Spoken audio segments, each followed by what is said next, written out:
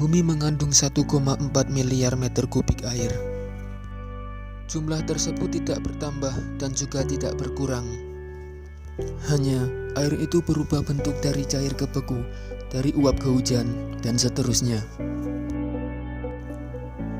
Es kutub yang membeku mengurangi debit air laut, dan es kutub yang mencair membuat debit air laut pun meluap. Pemanasan global mengakibatkan air laut semakin bertambah. Sisa air tawar di bumi pun tinggal 36 juta kilometer kubik, atau hanya 2,6% dari keseluruhan air di permukaan bumi. Jumlah air tawar ini akan ditambah oleh 34.000 kilometer kubik air dari hujan.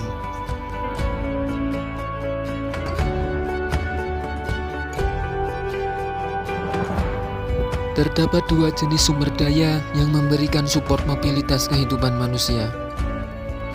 Pertama adalah sumber daya alam, dan kedua adalah sumber daya manusia.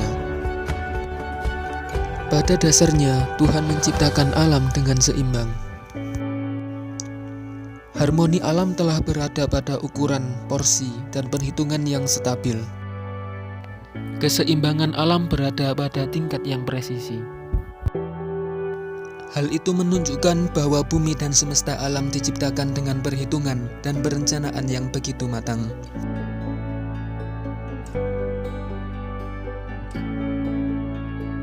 Air, tanah, angin, panas bumi, dan udara diatur sedemikian rupa yang kesemuanya mengandung energi yang potensial bagi keperluan umat manusia. Gelombang laut, arus laut, uap dari kawah, maupun energi nuklir menjadi potensi tambahan yang baru-baru ini terus dikembangkan. Semua tanggung jawab atas pemanfaatan alam pada akhirnya berada di tangan umat manusia. Hendak dibawa kepada kebaikan atau hendak dibawa kepada hal yang bertolak belakang dengan prinsip keseimbangan, berbanding terbalik dengan hukum Tuhan. Kondisi tersebut merupakan tantangan di tengah pergerakan zaman yang terus berubah. Manusia dengan akalnya memiliki tanggung jawab untuk berupaya menjaga keseimbangan alam di tengah kondisi ini. Sebagaimana surat Ar-Rahman ayat 8-9 yang berisi tentang keseimbangan alam tidak boleh diganggu dan manusia diwajibkan menegakkan hukum keseimbangan tersebut. Keseimbangan adalah untuk umat manusia. Sumber daya alam pun boleh dimanfaatkan selama masih memperhatikan porsi yang sesuai. Di antara pesan Al-Quran tentang prosedur dalam menafkahkan potensi alam, potensi akal, dan kecakapan adalah Quran Surat Al-Baqarah ayat 267. Ayat tersebut berisikan tentang eksplorasi sumber daya alam dan menafkahkannya secara seimbang. Wahai orang-orang yang beriman, nafkahkanlah di jalan Allah sebagian dari hasil usahamu yang baik-baik dan sebagian dari apa yang kamu keluarkan dari bumi untuk kamu. Dan janganlah kamu memilih yang buruk-buruk lalu kamu nafkahkan daripadanya. Padahal kamu sendiri tidak mau mengambilnya, melainkan dengan memincingkan mata daripadanya. Dan ketahuilah bahwa Allah Maha Kaya lagi Maha Terpuji.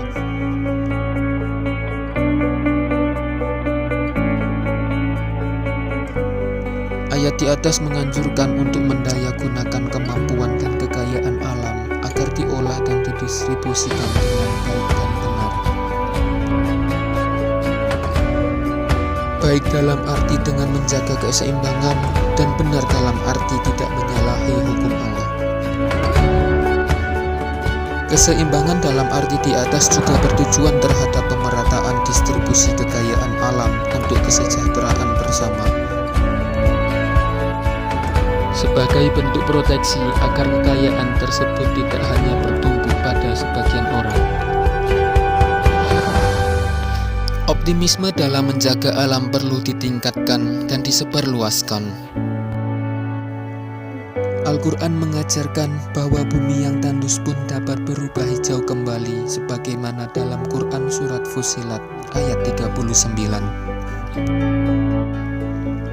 Dan di antara tanda-tandanya bahwa kau lihat bumi itu kering dan gersang, maka apabila kami turunkan air di atasnya, niscaya ia bergerak, produktif dan subur. Sesungguhnya Tuhan yang menghidupkannya pasti dapat menghidupkan yang mati.